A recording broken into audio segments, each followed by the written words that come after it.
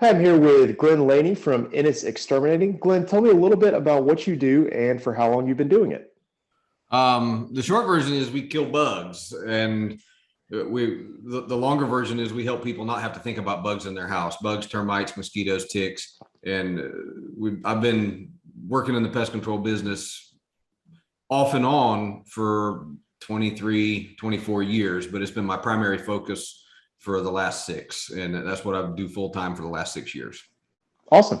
So, who's the ideal customer for your business? Ideal customers for us are anybody who owns a home in Fayette or Coweta County, or any county that borders Fayette County for that matter, and really just never wants to have to think about bugs in the house. We're looking for folks who want to maintain a bug and termite free home and yard. Perfect. So, it's been about 50-50 how COVID affected businesses. From some of the others that I've talked to, some it didn't affect operations at all, some it completely changed how they have to operate. How did COVID affect your business as you went through the pandemic? It affected us in ways that we didn't expect. It actually made our year 2020 into midway through 2021, it really eased our schedule a lot. Folks didn't want us to come inside, so it changed a little bit about how we provided service. I was getting ready to hire somebody, and it stopped the need for hiring for a year, which was strange. I was not expecting to have a lower demand on our time than a higher demand.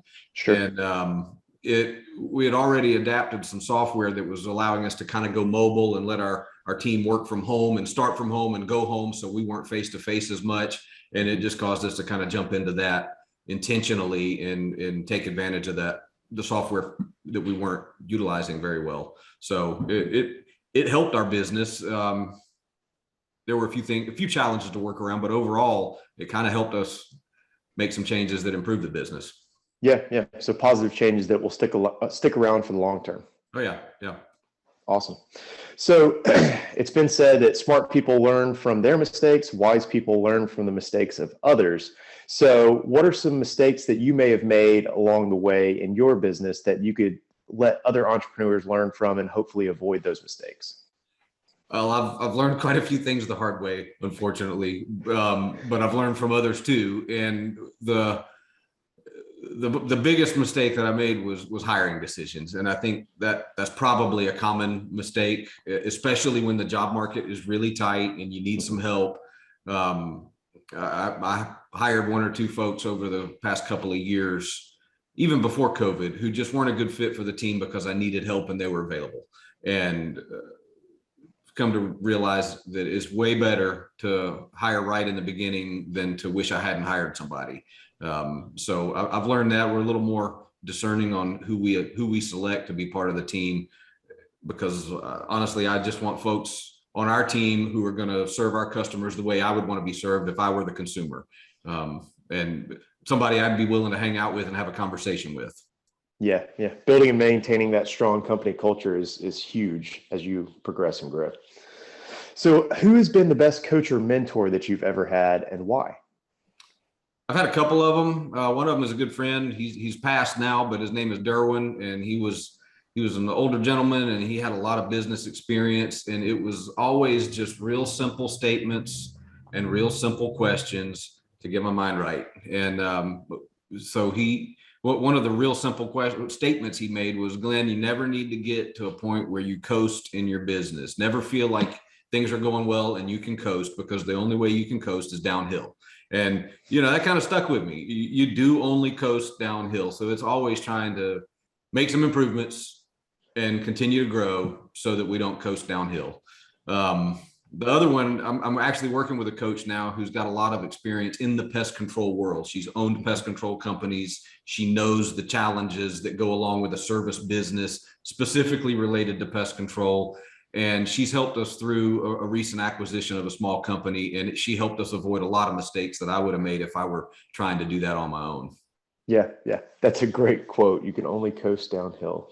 It was that's really awesome. impactful. Derwin was full of a lot of good one-liners, and he was a very soft-spoken guy. I could barely hear him talk, so I always had to lean in, get my ear real close, and get rid of the distractions around me so I could pay attention to him. But every time he spoke that way, it was worth hearing. And I don't meet too many people like that. Everybody's worth listening to, but sometimes it's important to be able to just lean in and really absorb what somebody's trying to share with you. And he was one of those guys.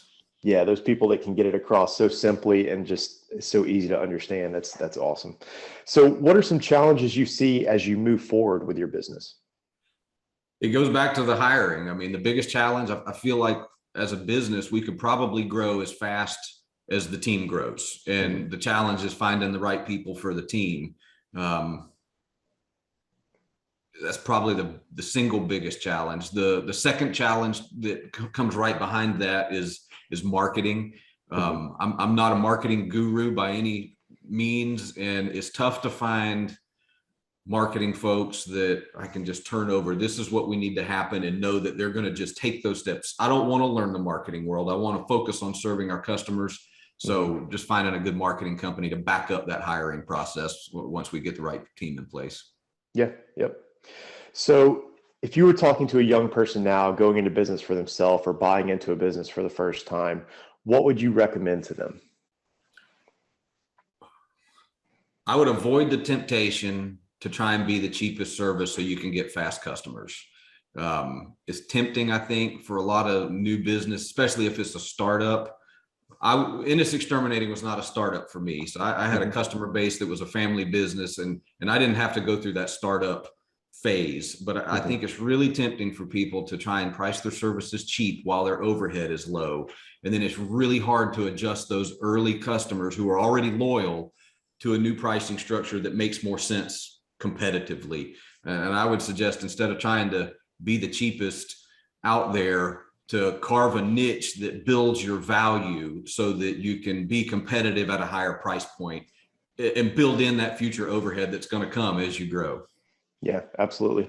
Competing on price is never a long-term success. In the pest control world, I see it every day, though. And, you know, other business owners, well, we're the cheapest one. You know, it's amazing to me, that mindset. And it's important, I think, to start out with the mindset of value, being the best value, even if you're not the cheapest. The value to me does not mean cheap. Value means actually more. So building your value so you can charge what you need to charge to provide a good service. Great advice. So what inspires you most today as you continue to grow your business? This one was a tough one. I mean, I saw the questions a little bit in advance, and really what's inspiring right now is all the positive feedback and the reviews that our service team generate. I mean, it's an affirmation that as a company, you talk about culture, that we've selected the right people to be part of the team. And every time somebody gives feedback, is it John or it's Jared or it's David, you know, anybody, they're super professional, very friendly. They focused on our needs, and we're constantly getting good feedback. And it's inspiring to me to know that people are still out there willing to work and do a good job and build a relationship with customers. And that's the most important part. For our service business, that's the most important part. Awesome. So are there any offers you want to include to people listening to this newsletter, or how can people find you? People can find us on Facebook at Ennis Exterminating. We have on our website, ennisexterminating.com, or a simple phone call. Our office number is 770-716-0867.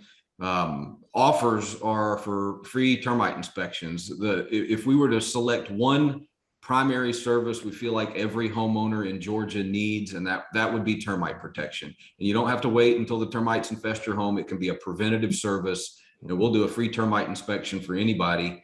Anybody that watches this video, we'll do a free termite inspection. Just call and let us know. We'll come out and take a look at your home and let you know what can be done to prevent termite problems. Perfect. So that would be it. Awesome. Well, I'll link all that information in the description so people can reference it easily, and they'll be able to see it in the newsletter as well. So Glenn, I really appreciate your time, and thanks for joining me for the interview. Hey, thanks for letting us be part of it, Nate. I appreciate it.